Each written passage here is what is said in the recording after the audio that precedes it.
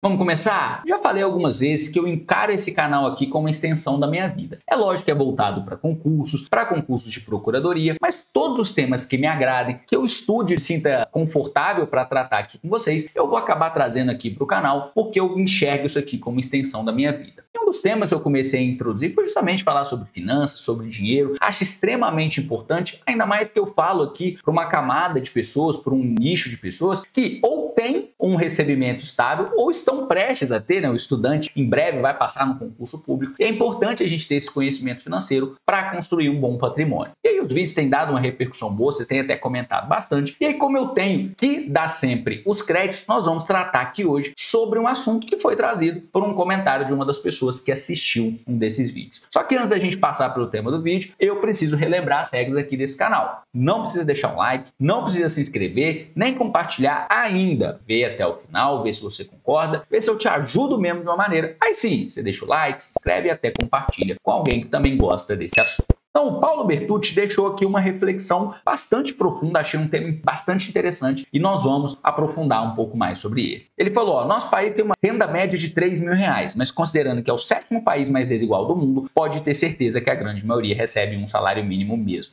Embora eu não tenha ido atrás desse dado específico, se é 3.000, 3.500, se é 5.000, se é 4.500, ou se é o 7º, ou se é o 6º mais desigual do mundo, ou se é o 10º, a gente não precisa se prender a esses números específicos. O Paulo aqui não falou besteira, falou algo muito bem fundamentado. Sim, a renda do nosso país não é da mais alta, a renda média, e também a gente é sim um país muito desigual. Eu querendo dizer aqui que eu não vou me apegar muito a esse número, se é 3.000, se é 3.500, se é o 6º mais desigual, se é o 7º, que a gente tem que entender o panorama geral, que Paulo acertou, concordo com o que ele está falando. Num país desse, qualquer cargo da área fiscal, de controle, jurídica, Câmara, Senado, te faz rico sim. As pessoas têm que saber disso. Se a elite do funcionalismo soubesse o quanto ela é rica, considerando a massa da população desse país, seria mais grata pelo que tem e pelo salário que recebe. Realmente, no serviço público, em média, as remunerações são bem superiores ao setor privado, pelo menos aqui no Brasil. Salário esse que vem dos impostos pagos por uma população extremamente carente. Então vamos lá. Como eu disse, a gente não precisa recorrer aos estudos para ver como é que a gente vive num país desigual. E sim, o concurso público muitas vezes representa uma mudança na vida das pessoas. E você nem precisa passar aqueles cargos que o Paulo falou aqui, que ele considera a elite do funcionalismo público. Às vezes, mesmo que você tenha um cargo que não está no topo das remunerações, isso pode significar uma mudança na sua vida. Você sai daquelas pessoas, daquele grupo de pessoas que infelizmente ainda lutam pelo básico, que ainda lutam para sobreviver, para ter uma realidade muito mais confortável. Você pode pensar em construir patrimônio, ter uma tranquilidade, uma vida muito melhor. Só que, como eu sempre falo, a gente precisa compreender as coisas como elas são, tem que compreender as regras do jogo para a gente poder aplicar as nossas regras em nosso favor. E aí sim, a gente ter uma vida bem mais confortável. E aí, para comprovar aqui, para deixar livre de dúvidas, o que o Paulo falou aqui, eu vou usar uma calculadora, um site aqui, do Nexo, que é um site que eu descobri facilmente aqui pela internet, para ver esse comparativo, para mostrar para vocês esse comparativo, para vocês terem ideia do tamanho da diferença que a gente está falando quando a gente pensa num concurso público com o restante da população. E eu estou usando aqui, a calculadora da Nexo Jornal, que é uma calculadora de comparação do salário com o restante da população. Se você colocar Nexo Jornal, calculadora, salário, muito fácil você achar isso no Google. Vou ver se eu consigo, se eu me lembro de colocar esse link num comentário fixado para não ter problema, mas olha só, vamos imaginar um salário que é muito tranquilo de a gente conseguir, da gente pensar, não estou falando que é tranquilo de passar num concurso desse, mas que é relativamente tranquilo a gente achar cargos com essa opção, um salário mensal de 5.000 e vou usar aqui o estado de Goiás, que é onde eu moro hoje. Qual que seria a diferença? Você ganha mais do que 87% dos brasileiros, sendo que Goiás que ele dá outros dados, mas olha só, tudo bem, quando a gente compara com um deputado federal ou do magistrado estadual, a distância é muito grande, mas é aquilo que eu falei. Com 5.000, você já saiu de uma situação que você está acima de quase 90% dos brasileiros. Se a gente vai para um salário aqui de 10.000, cara, o salto, eu vou até mudar aqui, vou botar talvez em Minas Gerais, o salto que você dá é absurdo. Você já ganha mais do que 95% dos brasileiros, mais que 97% dos próprios mineiros. E aí, se a gente for falar aqui, for pensar no teto do funcionalismo, que está até acima dos 40 mil, atualmente vou colocar um estado, sei lá, do Tocantins, vamos pensar aqui, olha só, você já ganha mais do que 99% dos brasileiros. É claro que aqui, quando a gente pensa num deputado federal, tá aqui um valor um pouco maior, até de um magistrado estadual, mas é aquilo que o Paulo falou. O pessoal tem que entender a realidade em que está e ser grato por isso mesmo. E você vê, ó, que nas comparações que eu fiz,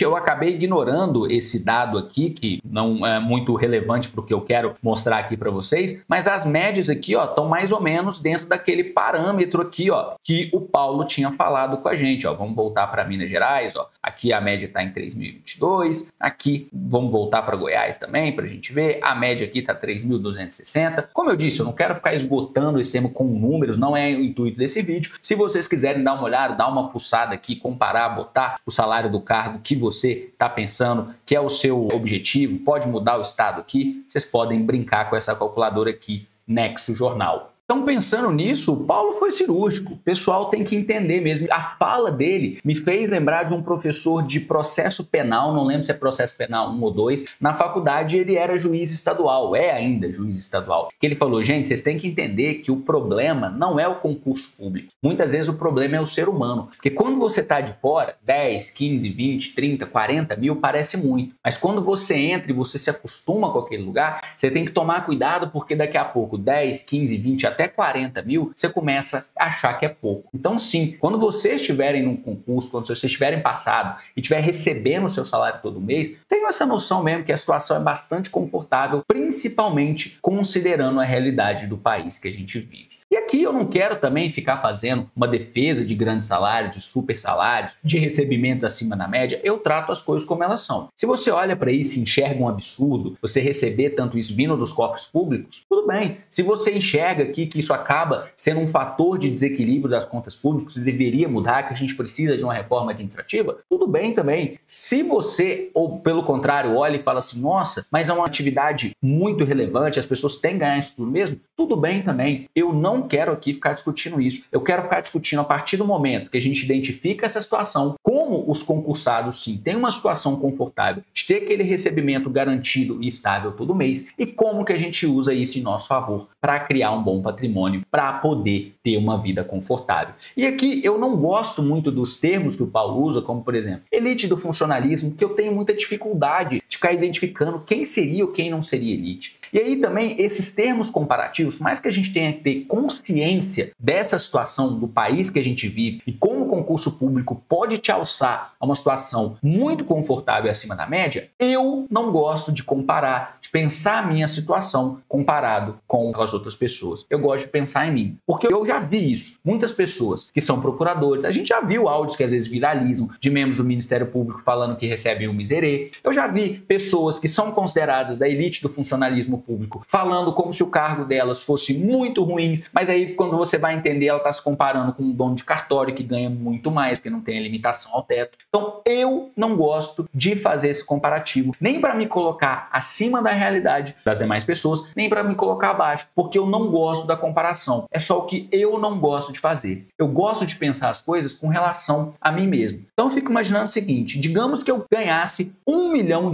por mês, pode ser no concurso público mesmo, pode ser qualquer fonte que seja, vamos pensar nesses números abstratos, nessa situação hipotética, só para a gente entender o meu raciocínio. Se eu ganho R$1 milhão por mês, mas eu tenho um custo de vida de R$1,5 milhão, eu não estou bem financeiramente. Eu não estou conseguindo custear as minhas despesas. Joguei para o absurdo, para R$1,5 milhão, para vocês entenderem a lógica. Porque se a gente fosse falar em outros valores mais assim, normais, digamos assim, uma pessoa que ganha R$5 mil por mês, mas gasta, tem um custo de vida de R$5.500, também não está com a saúde financeira. A ideia que eu gosto de pensar é sempre o seguinte, eu preciso viver abaixo daquilo que eu ganho. Eu não posso pegar, se eu ganho aqui, elevar o meu custo de vida até aqui. Porque se acontecer um imprevisto, se acontecer uma situação não esperada que me puxar, me exigir um gasto inesperado, eu tenho uma reserva para poder fazer frente a esse custo. E mais do que isso, por mais que faça sentido e eu respeite o pensamento do Paulo de pensar a riqueza em termos relativos, eu gosto de pensá-la em termos individuais. Então, eu também não vou chegar aqui e falar, não, uma pessoa que ganha 40 mil não é rico, não tem uma situação confortável. Não é isso. Mas eu gosto de pensar individualmente. Eu considero rico aquela pessoa que já construiu um patrimônio suficiente de maneira que se amanhã ela quiser ou ela precisar parar de trabalhar, o patrimônio que ela tem, ela já tem condições de manter o seu custo de vida. Então, isso acaba sendo muito mais importante você pensar na sua realidade financeira do que comparar com as demais. Lógico, de novo, Paulo foi cirúrgico quando ele disse que o pessoal tem que ter noção de onde está. Poxa, olha o tanto que você está recebendo. Será que você deveria estar reclamando tanto assim do lugar onde você está, do tanto que você recebe? Porque olha a situação do país onde você está inserido. Mas também eu acho que o mais importante é a gente compreender a riqueza no ponto individual. E para mim o conceito de riqueza é esse. Porque uma pessoa que ganha 100 mil por mês, se ela gasta 110, ela não está conseguindo construir riqueza, não está conseguindo construir patrimônio. Então para mim a riqueza é a partir daquele momento em que você consegue, com o seu patrimônio, que é o que vai te dar segurança, custear o seu custo de vida. Para mim, esse é o conceito de riqueza. Quando eu falo essas coisas, falo, olha, cuidado para você não ficar reclamando da situação que você tá. Ó, meu professor falou que o problema é a pessoa, porque quando você tá de fora, o dinheiro parece muito, mas quando você começa a receber, ele parece pouco. É algo que eu não estou colocando como algo que as outras pessoas fazem e eu tô acima disso. É algo que a gente tem que ter consciência mesmo, de ter o conhecimento e saber trazê-lo para nossa vida da melhor maneira. Enquanto eu estava roteirizando esse vídeo, pensando que eu ia trazer para vocês, eu me lembrei de uma situação em que eu acabei não sendo grato da situação onde eu estava. Sempre falei que gosto muito do trabalho de procurador, reconheço a estabilidade financeira que isso me dá, mas eu me peguei uma vez, quando a gente estava com os amigos da minha esposa, se tornaram meus amigos também, né? Só que acabei conhecendo por causa deles. E aí era um domingo, era uma época que a procuradoria estava com um trabalho muito difícil mesmo, bastante coisa acontecendo. E aí eu cometi a besteira de reclamar. Falei, nossa, e amanhã tem que voltar lá para aqueles processos todos de saco cheio, não sei o quê. E aí uma das pessoas da mesa que estudava para concurso, sim, me deu um tapa na cara necessário. Eu acho que eu aprendi muito com essa história. Ela só chegou para mim e falou assim, João, não reclama de estar num lugar que tem um monte de gente que queria estar e que fica tentando e às vezes não consegue. Aquilo ali pra mim foi assim, cara, foi um tapa na cara mesmo. Falei, cara, não reclama. Essas coisas vão acontecer. Você tá numa situação muito boa. E outra, você brigou, você se esforçou pra isso. E veja, tudo bem. O trabalho pode ser de vez em quando desafiador, pode ser de vez em quando chato, pode ser de vez em quando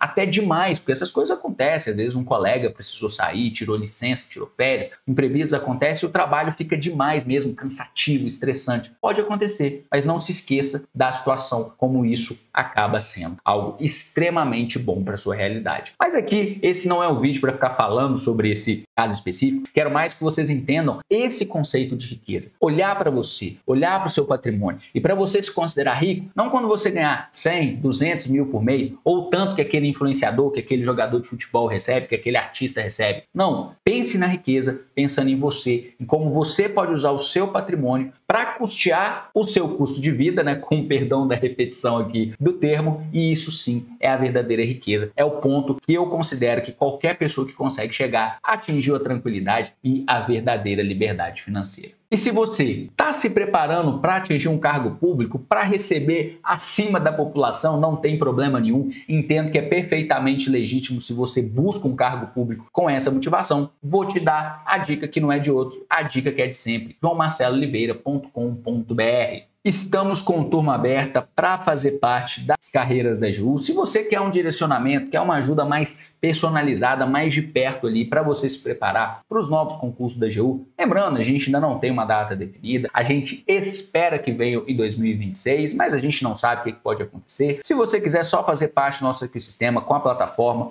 aqui é o link para você ter acesso à comunidade, às ferramentas. Aqui, ó, tem um Destrava Procuradorias, que tem como você filtrar as procuradorias até pela remuneração. Tudo aqui organizadinho para vocês, o calendário, para vocês manterem a organização dos seus estudos. Ó, vou mostrar aqui hoje as nossas tarefas micro, que você pode criar uma atividade como, por exemplo, você precisa ler o capítulo 2 de Constitucional. E você vai fazer isso no dia 23, sábado, às 11 da manhã. Beleza, tá criada aqui a sua tarefinha, ó. Ela tá atrasada? Ainda não, você botou que você vai fazer no sábado. E ainda, ó, no painel de desempenho, ela vai aparecer como pendente. Só que quando você você chegar aqui no calendário e marcar, pronto. Cara, lancei isso aqui errado, ó, leu o capítulo 1, vou deletar, ó. Olha como é que ela também reflete no seu painel de desempenho, que compara as horas, ela faz as horas de estudo por semana, faz aqui o acompanhamento das suas metas macro que estão aqui, ó. Aqui botei que a pessoa quer terminar de ler o livro de financeiro, mas poderia ser o livro de constitucional. E aí a gente vai precisar de um pouquinho mais tempo, geralmente constitucional é um pouquinho maior. João, mas eu preciso desse tempo todo? Não, isso aí depende de cada um, beleza? Ou você pode simplesmente vir aqui e excluir essa meta, ó, não tem problema nenhum também. Você viu? E tem diversas outras funcionalidades, eu te convido a conhecer joaomarcelooliveira.com.br. E agora eu vou fazer o quê? Ver nos comentários de vocês, porque eu não quero deixá-los falando sozinho. E aqui, ó, o Cícero LC disse: prezado João, no seu período de estudo você fez uso de sinopses, resumos ou qualquer outro material mais sintético em relação a alguma matéria específica? E se sim, qual foi? Cícero, só nas matérias de terceiro escalão que eu usei sinopses. Usei em previdenciário, usei em empresarial, que eu lembro.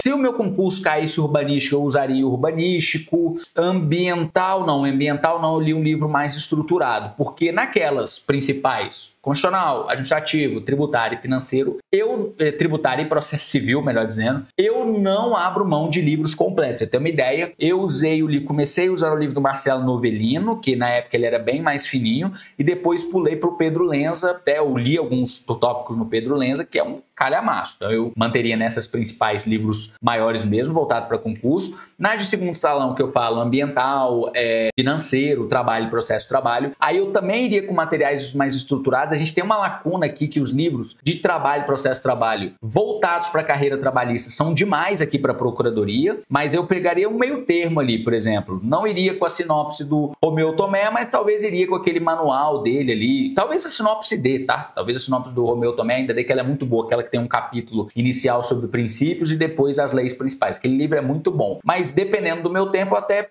olharia com carinho a possibilidade de ir com o manual dele, que é um pouquinho menor que outros manuais que você vê aí. Mas civil, por exemplo, eu usei o livro do Flávio Tartucci, só lendo os capítulos que mais caem em procuradoria. Financeiro, na época, eu estudei por um livro do Valdeci Pascoal, muito antigo, na época já estava ficando desatualizado, mas também foi uma boa. Ambiental, que eu estou tentando lembrar aqui, mas eu não lembro exatamente se eu usei a sinopse ou se eu usei o ambiental, porque depois eu li esses livros de ambiental, porque eu trabalhei em ambiental um tempo. Então, nessas de primeiro escalão, nessa de segundo escalão, eu iria com materiais mais estruturados, deixaria só para o terceiro escalão. Estou falando aqui empresarial, penal, processo penal, urbanístico, que não cai na AGU, mas se cai na sua. Empresarial, as pessoas às vezes se assustam com isso, eu passei na PGF, mas eu fui com sinopse de direito previdenciário, eu iria só nelas, beleza? Só para você entender melhor o que eu divido como primeiro escalão, segundo escalão e tudo mais, aí tem na mentoria lá que é uma aula específica. Posso pensar em fazer um vídeo aqui específico para isso também, mas agora não dá, né? Assim, só no comentário do vídeo, senão seria mais, sei lá, mais 20 minutos de vídeo só para tratar disso. Como sempre, eu agradeço a atenção de todos vocês e até o próximo vídeo.